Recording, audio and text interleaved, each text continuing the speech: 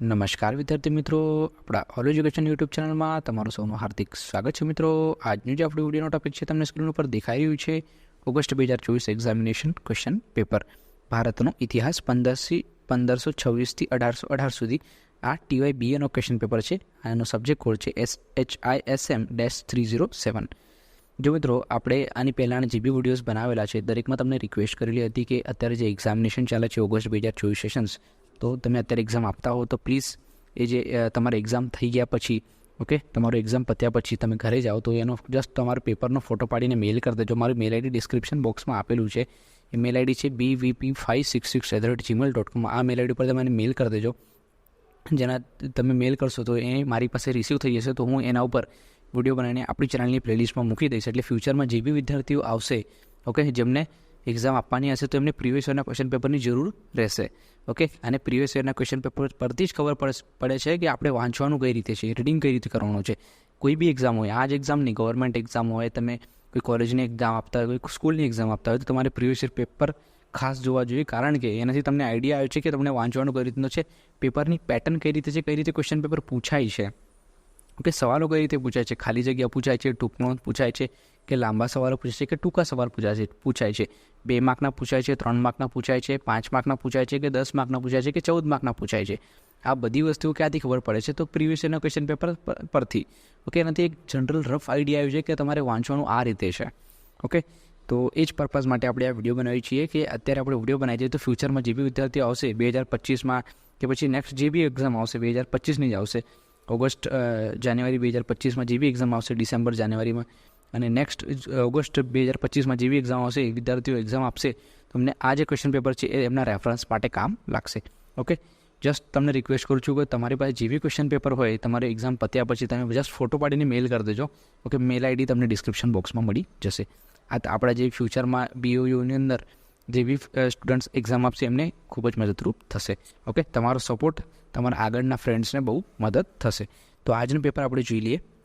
આ જો પેપર્સ મારી પાસે આવેલો છે HISM-307, ભારતનો ઇતિહાસ 1526થી લઈને 1818 સુધીનો. ઓકે, આ ક્વેશ્ચન પેપર છે, એનો કોડ છે HISM-307. તો ચાલો આ કોડ આપણે આ જે પેપર છે જોઈ લઈએ. જો મિત્રો, તમને અત્યારે સ્ક્રીન ઉપર આ ક્વેશ્ચન પેપર દેખાતો હશે, doctor Baba Saheb Ambedkar open university term and examination August 2024. એમાં ટાઈમિંગ ડેટ જે છે 16 ઓગસ્ટે આ પેપર લેવલો છે, 16/8/2024, અને ટાઈમ હતો 2:30થી લઈને 4:45 સુધીનો, એટલે 2 કલાકને 15 મિનિટ જેટલો ટાઈમ મળે છે. અને માર્ક્સ તમારો 70 માર્કનો પેપર હતો. કોર્સ છે TYBA. Okay, new subject code છે HISM-307. સબ્જેક્ટનું નામ છે ભારતનો ઇતિહાસ 1526થી લઈને 1818 સુધીનું. ઓકે, આની પહેલાંના વિડીયોમાં આપણે સેમ પેટર્ન જોઈ લઈએ. અત્યારે બી સેમ પેટર્ન તમને જોવા મળે છે કે 14 માર્ક્સના 4 સવાલો પૂછાયેલા છે, અને દરેક સવાલમાં ઓર છે, અથવા છે. ઓકે, એક સવાલ પૂછેલો છે, એની અથવામાં બીજો સવાલ છે, એટલે બેમાંથી કોઈ બી એક સવાલ તમારે લખવાનો છે 14 માર્ક્સ માટે. આવા રીતે 4 સવાલો છે, અને 5મો સવાલ શું છે તો કે ટૂંક નોંધ લખવું છે. ઓકે, એ 14 માર્કનો છે. એમાં તમને 5 ટૂંક નોંધ આપેલી છે, એમાંથી ગમે તે 2 તમારે સિલેક્ટ કરીને લખવાની છે. ઓકે, સારો એવો વિકલ્પ અહીંયા તમને મળી જાય છે કે 5 ટૂંક નોંધ આપેલી છે, એમાંથી ગમે તે 2 તમારે સિલેક્ટ કરીને અહીંયા લખવાની છે. ઓકે, જો મિત્રો આ તમને પેપર વ્યવસ્થિત ના દેખાતો હોય તો વિડીયોની ક્વોલિટીને HD મોડમાં કરી દો, તમને સારી રીતે દેખાશે. મારા ખ્યાલથી આ પેપર વધારે વિઝિબલ હશે નહીં, મને જેવું ડાઉટ જાય છે. જસ્ટ હું આ ક્વેશ્ચન પેપરને 2 મિનિટમાં રીડ કરી જાઉં છું કે કઈ રીતે ક્વેશ્ચન્સ પૂછાયેલું છે. જો તમને વિઝિબલ ના હોય તો જસ્ટ સાંભળીને નોટ કરી લેજો આ ક્વેશ્ચન્સ. પહેલો ક્વેશ્ચન છે ક્વેશ્ચન નંબર 1, બાબરના આક્રમણ સમયની ભારતની સામાજિક સ્થિતિ વિસ્તારથી સમજાવો. એની અથવામાં છે શેરશાહની શરૂઆતની કાર્યકિર્દી જણાવી, તેના વિજય અભિયાનની ચર્ચા કરો. આ 2 સવાલો છે, એમાંથી એક લખવાનો છે 14 માર્ક્સ માટે.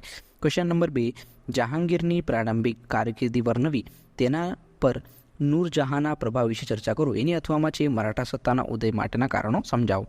આ 2 સવાલ છે, એમાંથી કોઈ બી એક લખવાનો છે, 14 માર્ક્સ માટે છે. ક્વેશ્ચન નંબર 3, શારજહાંની હિન્દુઓ અને પોર્તુગીઝો પ્રત્યેની નીતિ વિસ્તૃત રીતે સમજાવો. એની અથવામાં છે મુગલ પતનના માટેના કારણો સમજાવો. ઓકે, આ 14 માર્ક માટે બંનેમાંથી કોઈ બી એક લખવાનું. ક્વેશ્ચન નંબર 4 છે શિવાજીનું વહીવટકર્તા તરીકે મૂલ્યાંકન કરો. એની અથવામાં છે બાજીરાવ પહેલાની કારકિર્દી અને વિજયો ચર્ચો. ઓકે, આ 2 સવાલમાંથી કોઈ બી એક લખવાનું છે, 14 માર્ક્સ માટે છે. હવે આપણે આવી જઈએ ક્વેશ્ચન નંબર 5 ઉપર. ટૂંક નોંધ લોકો ગમે તે 2 લખવાની છે, 5 આપેલી છે. જસ્ટ હું નામ તમને વાંચીને બતાવું છું.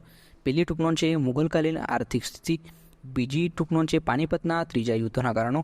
ત્રીજી ટૂંક નોંધ છે મરાઠા યુગનો ધાર્મિક અને કલા સ્થાપત્ય ક્ષેત્રે આપેલ વારસાને ટૂંકમાં સમજાવો. ચોથી ટૂંક નોંધ છે અકબરની રાજપૂત નીતિ. પાંચમી ટૂંક નોંધ છે પેશવા માધવ રાવ. ઓકે, તો આ રીતે 5 તમને ટૂંક નોંધ આપેલી છે. ઓકે, જો તમને આ ક્વેશ્ચન પેપર સારી રીતે ના દેખાતો હોય HD ક્વોલિટીમાં કર્યા પછી પણ, તો એ મેં જે અત્યારે ક્વેશ્ચન રીડ કર્યા એ જસ્ટ તમે નોટ ડાઉન કરી લેજો, એટલે તમને ફ્યુચરમાં રેફરન્સ માટે કામ લાગશે.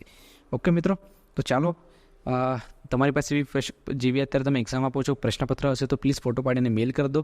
ઓકે, અમારે એક્ઝામ પત્યા પછી ફોટો પાડીને મેલ કરી દો. ફ્યુચરમાં જે બી વિદ્યાર્થીઓ આવશે એમને રેફરન્સ માટે ખૂબ જ કામ લાગશે. ઓકે, બીજું કે મિત્રો આપણે જેમ યુટ્યુબ ચેનલ છે એ જ રીતે વોટ્સઅપ ચેનલ બી સ્ટાર્ટ કર્યું છે, જેની લિંક મેં ડિસ્ક્રિપ્શન બોક્સમાં આપેલી છે. એ લિંક ઉપર ક્લિક કરીને તમે આપણો વોટ્સઅપ ચેનલને બી ફોલો કરી શકો છો. આ રીતના જે બી અપડેટ્સ છે આપણે વોટ્સઅપ ચેનલ થ્રુ પણ તમે આપીએ છીએ. ચાલો મિત્રો, થેન્ક યુ. હવે આપણે મળીશું નેક્સ્ટ વિડીયોમાં એક નવા ટોપિક સાથે. ત્યાર સુધી ધન્યવાદ મિત્રો.